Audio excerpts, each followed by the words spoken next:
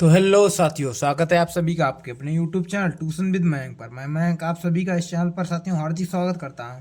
तो साथियों, class 12 mathematics आपका चल रहा था। अध्याय नंबर 1 संबंध में फलन हम आपका चला रहे थे। प्रश्नावली 1.1 एनसीईआरटी की चल रही थी। पार्ट नंबर 10 आज हम करने वाले हैं।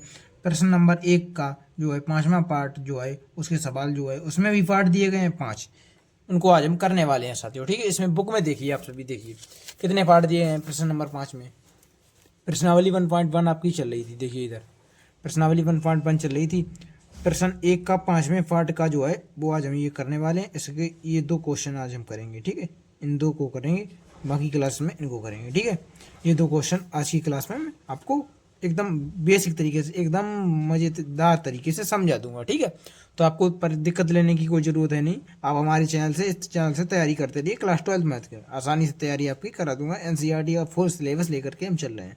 तो चलिए, प्रश्न क्या कह रहा है पहले देखिए। 5वां प्रश्न कह रहा है कि किसी विशेष समय पर किसी नगर के निवासियों के समुच्चय में निम्नलिखित संबंध आ रहे। ठीक है, निम्नलिखित संबंध दिए गए। एक पहला क्वेश्चन कह रहा है कि आर रिलेशन दिया गया x comma y x such that x तथा वाई एक ही स्थान पर कार्य करते हैं। ठीक है, ऐसे मान लीजिए, यहाँ पर पहले ऐसे ही समझ लीजिए, जनरली समझ लीजिए कि एक्स, जब एक्स तथा वाई एक ही स्थान पर कार्य करते हैं तो यहाँ पर एक्स एक्स मतलब स्वतंत्र की कंडीशन क्या होती है, एक्स एक्स तथा एक्स एक ही स्थान पर कार्य करते हैं। हाँ, ये हो जाएगा। ठीक है साथियों, और जैसे कि मान लीजिए एक्स तथा वाई एक ही स्थान पर कार्य करते हैं। ठीक है, तो इसका उल्टा क्या मिल जाएगा, वाई तथा एक्स एक ही स्थान पर कार्य करते हैं। यानी कि स्वतंत्र भी हो गया, समित भी हो गया। संक्रामक देखिए, संक्रामक में क्या होता है कि एक्स का वाई से रिलेशन हो, वाई का जेड से हो।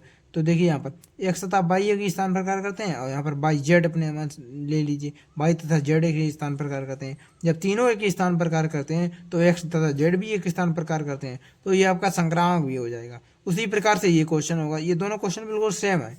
यहाँ पर है कि एक्स तथा वाई एक ही स्थान पर कार्य करते हैं, और यहाँ पर है एक्स तथा वाई एक ही मूल्य में रहते हैं। ठीक है, क्वेश्चन बिल्कुल सेम तरीके से पैटर्न से होगा। तो चलिए हम आपको बताते हैं। साथियों, अगर आप चैनल पर नए हैं तो सब्सक्राइब जरूर कर लें, क्योंकि हम आपके लिए मैथमेटिक्स और सिलेबस जो है वो पूरा कराएंगे मैथमेटिक्स का इस चैनल पर आप सभी को। ठीक है साथियों, चलिए स्टार्ट करते हैं। भाई क्लास को लाइक भी कर दिया करिए। चलिए, क्वेश्चन कह रहा है, चलिए स्टार्ट करते हैं आज की क्लास। तो क्वेश्चन नंबर 1 का रिलेशन दिया गया है, इस प्रकार से रिलेशन को लिख लीजिए आप। आर बराबर दिया गया है x comma y such that x तथा वाई एक ही स्थान पर कार्य करते हैं।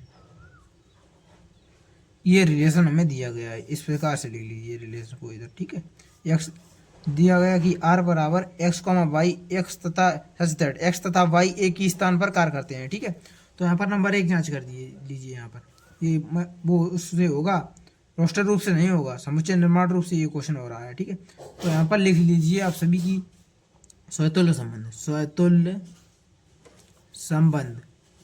ठीक है, पहले स्वतुल्य संबंध की जांच करिए। ठीक है, स्वतंत्र की कंडीशन क्या होती है कि खुद के जैसा मिल जाए। मतलब यहाँ पर लिख सकते हैं, जब यहाँ पर x तथा y एक ही स्थान पर कार्य करते हैं तो लिख सकते हैं कि x तथा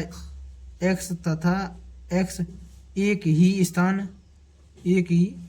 स्थान पर कार्य करते हैं, एक ही स्थान पर कार्य करते हैं, हो जाएगा ये। ठीक है साथियों, एक्स तथा एक ही स्थान पर कार्य करते हैं, तो यहाँ पर हो जाएगा x comma x belongs to R हो जाएगा। ठीक है, मतलब रिलेशन में ये है। ठीक है, तो इस प्रकार से देंगे आप सभी। अतः आर एक स्वतुल्य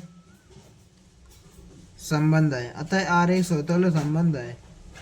ठीक है, इस प्रकार से आप सभी लिख देंगे कि अतः आर एक स्वतुल्य संबंध है। ठीक है, दूसरी जांच करिए सममित संबंध की। सममित संबंध की जांच करिए नंबर 2 पर। ठीक है, तो यहाँ पर सममित संबंध में देखिए, पहले मान कर चलते हैं। मैंने आपको बता रहा है कि सममित में मानते हैं, जब समुच्चय निर्माण रूप से करते हैं तो सममित में मान के चलते हैं। मानते क्या है कि माना x comma y belongs to R है, तो लिख देंगे यहाँ पर कि एक्स तथा वाई एक ही स्थान पर कार्य करते हैं। ठीक है, इस प्रकार से लिख देंगे। ठीक है। और वहीं तो इसका उल्टा भी हो जाएगा, मतलब कि यहाँ पर जब x तथा इसका उल्टा चाहिए हमें इसकी कंडीशन फुलफिल करने के लिए समय संबंध की, तो y का x भी लिख सकते हैं। y इस प्रकार से लिखिए कि y तथा x भी हो जाएंगे, y तथा x भी एक ही स्थान पर कार्य करते हैं, एक ही स्थान पर कार्य करते हैं, ठीक है। तो यहाँ से हो जाएगा ये y, x belongs to r हो जाएगा। तो इस प्रकार से आप सभी लिख देंगे यहाँ पर कि अतः r एक सम्मित संबंध है, ठीक है। सम्मित की भी कंडीशन मिल गई, सम्मित संबंध, अतः r एक सम्मित संबंध है, ठीक है, सम्मित संबंध है, ठीक है, लिख दिया आप सभी ने। स्वतंत्र की कंडीशन हो गई, स्वतंत्र सम्मित दोनों हो गया ये संबंध। तीसरे नंबर पर जांच कीजिए संक्रामक की, ठीक है साथियों, संक्रामक की हमें जांच करनी है तीसरे नंबर पर, ठीक है। तो यहाँ पर लिख लीजिए संक्रामक संबंध, संक्रामक संबंध। संक्रामक की जांच कैसे करते हैं मैंने आपको बता रखा है। वो समुच्चय निर्माण रूप से जब करते हैं तो लिखते हैं माना x, y belongs to r तथा y, z belongs to r, ठीक है, मान के चलते हैं, माना करके, ठीक है। तो यहाँ पर लिख देंगे कि x तथा y एक ही स्थान पर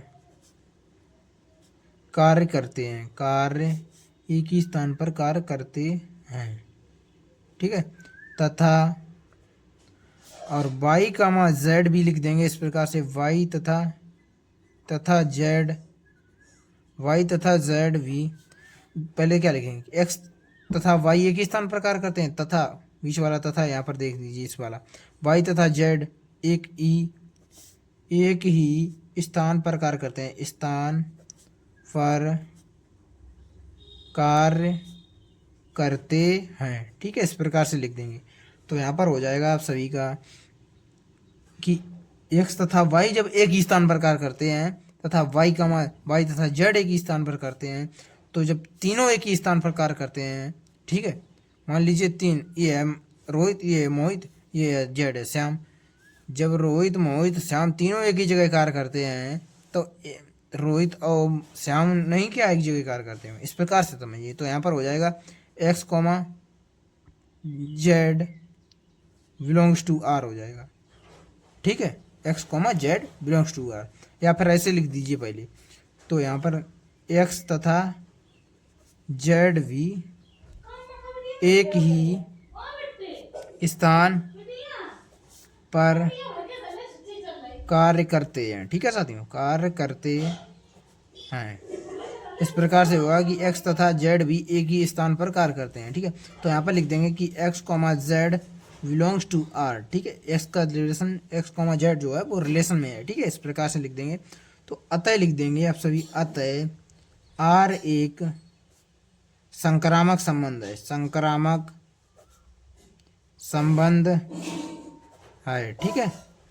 तो यहाँ पर लिखना चाहें तो लिख सकते हैं कि अतः, चूंकि r स्वतंत्र सम्मित संक्रामक तीनों है, तो लिख देंगे कि अतः r एक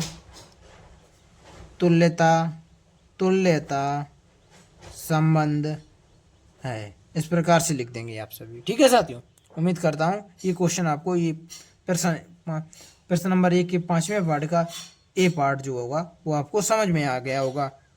तो साथियों मैंने आपको क्लास की स्टार्टिंग में बोला था कि मैं आपको प्रश्न नंबर 5 के जो है 2 पार्ट कराऊंगा, लेकिन आज की क्लास में एक ही पार्ट हो पाएगा साथियों, ठीक है, क्योंकि क्लास थोड़ी सी बड़ी हो जाएगी, इसलिए मैं क्लास ज़्यादा बड़ी नहीं करना चाहता हूँ, इसलिए ये प्रश्न मैंने आपको करा दिया है। ये प्रश्न नंबर बी जो होगा, 5वें पार्ट का बी पार्ट जो होगा वो मैं अगली क्लास में आपको कराऊंगा। फिलहाल आप नहीं, अगर आप करने की कोशिश करना, लेकिन मैं कराऊंगा, तो आइए अगली क्लास में। फिलहाल फिर भी ये बिल्कुल सेम इसी के जैसा है, आप करने की कोशिश करना है इस प्रश्न को, ठीक है साथियों। अगर आपको समझ में आ गया हो, ये जो मैंने आपका प्रश्न कराया, प्रश्न नंबर 5वें का ए पार्ट जो है उसका कराया है, वो अगर आपको आसानी से साथियों समझ में आ गया है, तो आप इस चैनल को सब्सक्राइब जरूर करें और वीडियो को लाइक भी करें, ताकि ये और भी स्टूडेंट्स के पास पहुंच सके और वे भी इस क्लास से पढ़कर अपनी बोर्ड एग्जाम की तैयारी कर सकें। तो साथियों मिलते हैं नेक्स्ट वीडियो में, तब तक के लिए साथियों नमस्कार, जय हिंद।